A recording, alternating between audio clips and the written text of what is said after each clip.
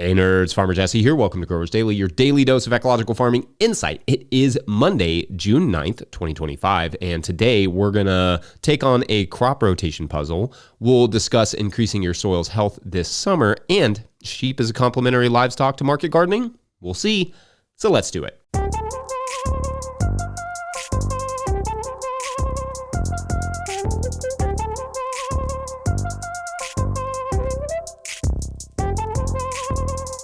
All right, well, happy Monday to you all. I hope everyone had a lovely weekend. I will actually have more to report about my own weekend tomorrow, as it is not quite entirely over, which will make sense tomorrow. But I hope everyone has had a nice weekend. It cooled off a bit here, so that was very much welcomed after a hot, heavy week of work and sunshine and all the things. More rain came through too, which puts us officially over like 35 or so inches on the year so far. With more rain forecasted this week, we're basically a wannabe ocean. Or a wannabe ocean again.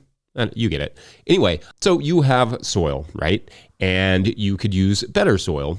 Fair. So what can you be doing this summer to help for the future? Well, I know these sorts of conversations usually just end up with something like, just add cover crops. But I will take it a little bit further than that, because the summer is also a time we can do a lot of damage to soil, lose soil organic matter, all the things. So let's do a quick rundown of some of what we can do to protect the soil, but also to improve our soils, not just for next year, but for the next few years. So first, your main job in the summer is keeping your soil carbon bank from dipping too much. What I mean is that you don't want to just spend the carbon and available nutrients in soil without replenishing those somehow. Similar to a bank account, spending all the money and never putting anything back is generally not considered the best approach to finances.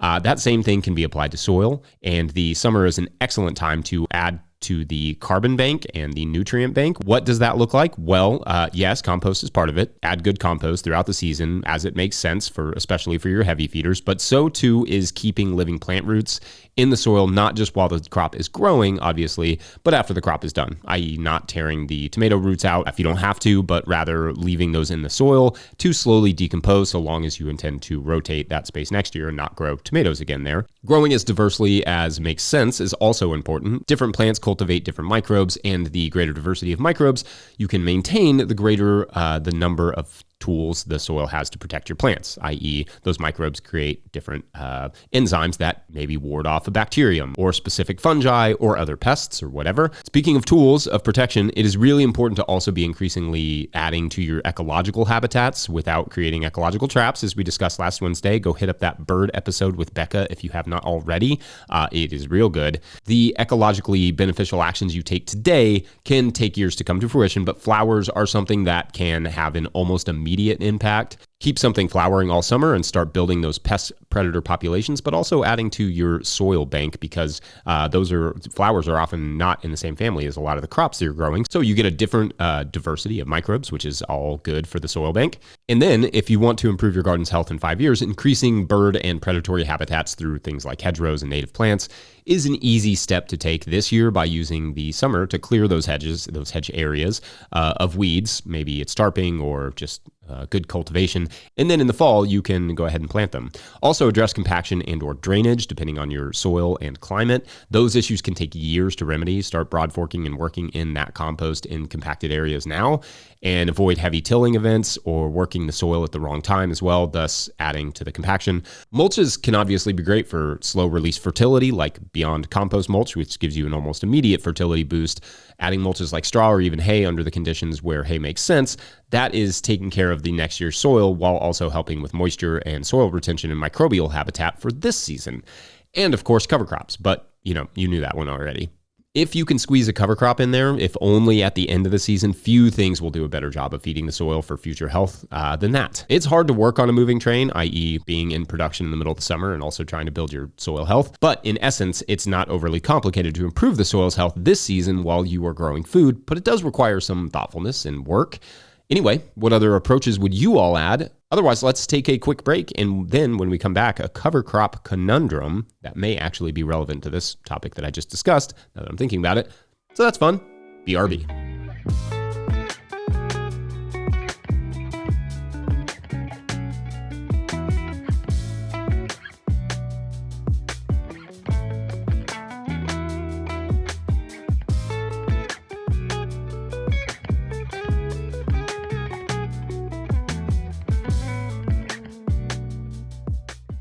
Today's episode is brought to you by Precip.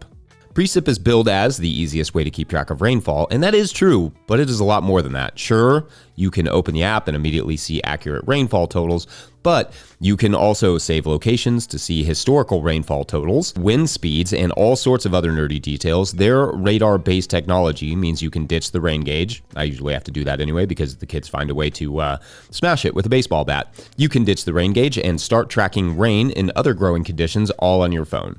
Click the link in the show notes to find out more.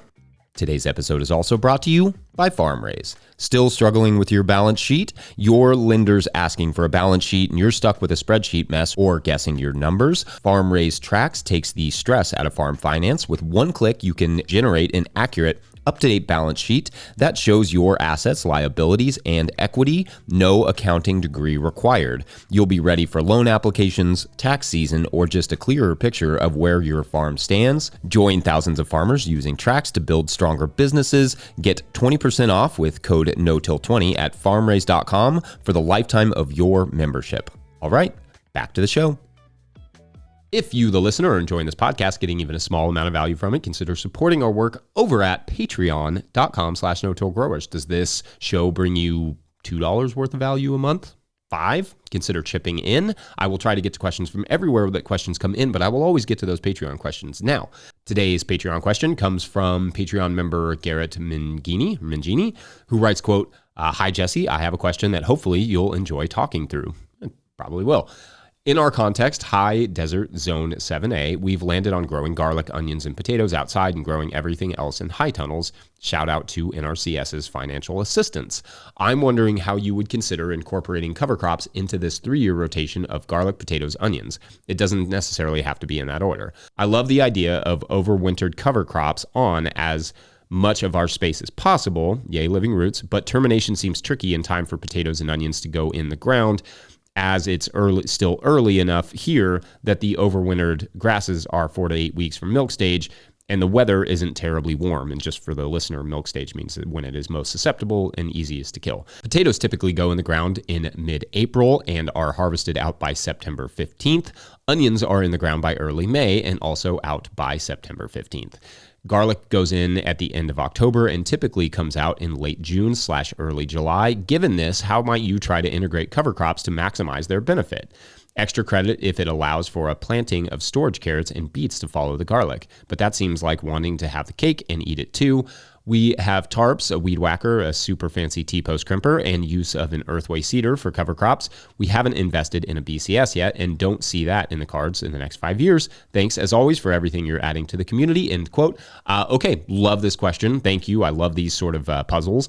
So let's just take this crop by crop. Garlic, when it comes out, much like it does for us in late June/early July, we'll start there. And per your question, there is absolutely no reason you couldn't squeeze a round of storage beets or carrots in after that garlic. Now, if you could get those crops out by the end of September, the carrots or beets or whatever, you could get a winter-killed cover crop in there potentially, but that would be cutting it pretty close in terms of timing unless you went in with a carrot or beet that is closer to 60 to 65 days maturity, which may not store quite as well as some of the 70-plus day carrots, but would last for a while in storage. If the carrots went long, then your only cover crop option at that point really is something that would overwinter, like rye, vetch, crimson clover, etc. Our get-in date being in 6B, so we're really close to you in terms of our hardiness zones, is September 15th. So that's like when we want to get those winter kill cover crops in by. If you're a little further north, it'll be earlier. If you're a little further south, you can get them in later. Like you said, these beds would not be ready to plant until mid to late May if they're in a winter hardy cover crop at earliest, which would rule out one of those other crops for spring, like the onions or potatoes, though you could do a later potato. Maybe that could be a brassica crop or something transplanted that could break up your crop families a little bit in that rotation. For us, that breaker would be something like popcorn or sweet potatoes or winter squash, but it could also be fennel or, like I said, a brassica. Whatever other crop that does well in the field for you and is not too intensive to plant. I honestly just think adding a third crop family to your main crop rotation there wouldn't hurt. Whatever you can do to avoid planting one of those alliums after the other one of those alliums within a year's time is probably for the better. Now, after onions and potatoes, you can grow whatever crop you really want, which is nice. After the potatoes, you could even grow a summer cover crop and then terminate that in the late summer and plant your garlic into that. After onions, you could easily do a winter killed cover crop and have that space ready for potatoes in the spring, followed by that summer cover, and then your garlic, and then a storage beet, winter cover crop, a round of winter squash, a winter killed cover, and then onions in the spring, radish crop, winter killed cover, and then we're back to potatoes, something like that. I don't know if that was helpful or even a little bit fun to listen to, but I at least enjoyed thinking it through. It was a very, very fun question.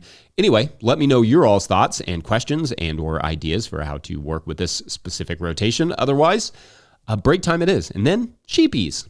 Be right back.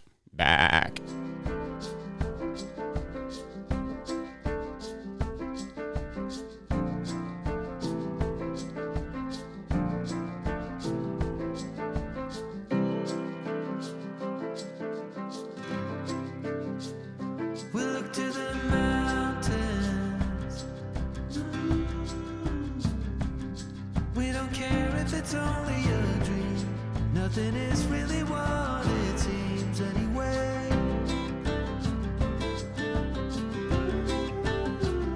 Now little by little, in the twilight's gentle flow. Today's episode is brought to you by Farmhand. If you're listening to this, you probably found 5 rare minutes to breathe, but what got pushed back further down the to-do list to make that happen? If it's your CSA newsletter, you're not alone. Farmhand's new newsletter builder was made for busy farmers. It automates weekly emails, drives add-on sales, and makes it easy to keep your customers in the loop without spending hours behind a screen. It launches this summer, but our listeners can request early access now. Visit farmhand.partners/no-till. That's farmhand.partners/no-till.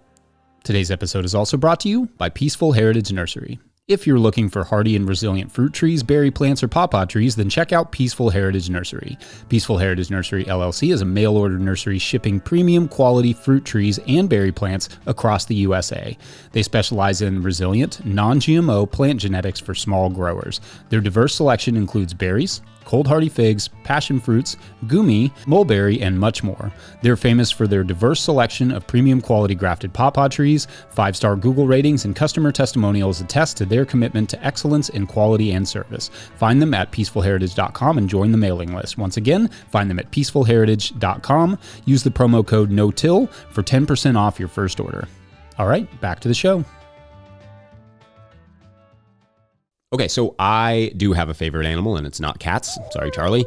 It's sheep. We rotationally grazed sheep not only during our internships, but also for many years after on our own property. So I thought I would talk a bit about what we learned raising sheep and using them in and around the garden that might be of interest to some of you exploring the idea of employing some livestock. First of all, just in case you are unfamiliar with that term, rotational grazing or management intensive grazing, MIG as it's sometimes called, is when animals are moved frequently into small plots of grass to maximize their impact. Basically, have them graze lightly, stomp the grass to the ground, and add manure in a small area, effectively concentrating the fertility that they are capable of to some extent. The breed we raised was called Katahdins, a hair sheep, which is a kind way of saying a non-wool sheep, or more accurately, a meat breed. And we grazed up to about 25 on 10 acres at the peak of season, give or take, which for that property and the quality of forage that we had there, that was about as many as we could handle. And that wasn't enough sheep to make it profitable, but I'll get there. What I loved about them as a complement to our gardening is that they weren't easy to control. Unlike something like goats, sheep are better about staying where you put them and easier to get back into the fence. Not that sheep don't get out, but they don't actively work to get out like a goat would. We used electric netting charged with a solar energizer, and we moved them every morning to a new paddock. And I enjoyed seeing them every day, getting to watch the baby lammies, running in the morning and evening, all the things. We would use them occasionally in the garden to graze summer and spring cover crops and effectively add to the soil fertility. And because they were lighter than, say, cattle, so long as the soil conditions weren't too wet and their stay was short, their impact was pretty minimal on the soil and, in fact, generally beneficial. And Katahdins in general are easygoing. I only had to assist with 2 births in the 5 years or so that we kept them on our last property. Some of the sheep breeds can be more difficult in that way, but Katahdins are relatively easy. And their parasite issues and things like fly strike are not very common with that breed. With any livestock, you have to be prepared to make some hard decisions, though, if they get sick or severely injured, like by coyotes or something. So you have to have the stomach for it when it comes to raising livestock. But I found the sheep to be a useful tool on our farm and have a great presence in general. However, there were some things not to love. For one, the work was not nothing. Moving the fences, rain, snow, or shine was a daily chore that was hard to teach someone else to do if you wanted to, say, take a few days off. Having water for them required long hoses and finagling. That wasn't always the most convenient thing. Those things could be managed better, but what was harder to manage on our scale and why we ultimately had to part with the sheep was profitability. The sheep were relatively cheap as an enterprise to buy into compared to like a herd of cattle, because a few pregnant ewes are not expensive to buy and they have a tendency to have twins or triplets, which grows their numbers rapidly. However, even then, sheep simply were not profitable at that scale. In order for sheep to be profitable, i.e. at least not cost you more money than they earn you, some things have to be true. The labor has to be minimal on your part, moving fences, water, etc. Feed that you buy in has to be low. We, for feed, bought in hay to supplement any grass reserves that we were able to build over the summer, which wasn't much because we didn't have enough land, but hay adds up. Arbitrarily speaking, profitability with hair sheep probably doesn't start until around like 100 heads or so, which we did not have the land for. We'd have to have 4 times what we had, which would be like 40 or 50 acres to really feel good about that on the forage quality that we had. But at that point, with enough land, I could see them being profitable and not just selling the meat, but we sold extra starter flocks and charged a little extra to help the sheep get set up and consult on their management with the new buyer, which was a little value add that I thought worked really well for us. There were times we could park them in the barn during ice storms and collect a fair amount of manure for compost as well, so that added some value to the garden. I love what animals like that can do for the land, and we saw a lot of improvement in the time that we were using them, something that is hard to account for economically, but without enough land and without them being the sole focus, it was harder for us to justify them because there was just no profit to be had. They mostly cost us money, or at best they broke even. So whether or not they will work for you will be determined by your property and your goals, the energy you put in, and the forage, and your ability to look at the numbers and determine if they are actually worth the work. I'm a big fan of collaborations, and if you have a little extra land but not the capacity to take on a project like sheep or chickens or cattle or whatever, then maybe having someone else bring their livestock to graze is a better option, because livestock, I should emphasize, are not just another project, but an entirely different enterprise and business. They need their own enterprise budget, marketing plan, business plan, strategic growth plan, all the things.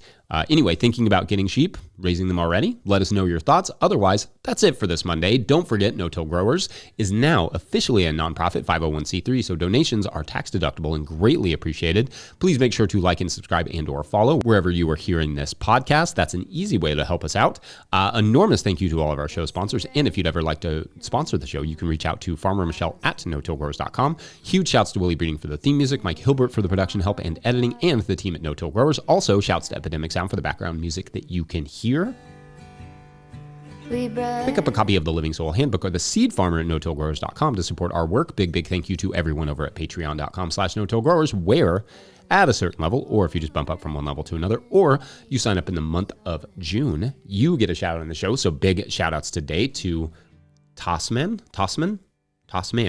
not sure where to emphasize on that one, Matt and Madison. All right, so in this week's story, it takes place at a retirement community. This is not like your fancy retirement community. It's not just like a bunch of wealthy people that, happen to save up their whole lives and buy this like really nice place to stay with all their friends or whatever. No, it's actually entirely filled with retired farmers. And the community itself is on a farm, a working farm. The residents, of course, aren't the active farmers. I mean, not really. They are more like the mentors. They can go into the garden and work with the farmers, of course, but what is actually happening is that this place incubates young farmers, giving them the land to start on, a whole slew of retired farmers' brains to pick, and that is all going really smoothly, and everybody is getting something out of it, and the farmers are loving it, and it's all going really smoothly until aliens attack.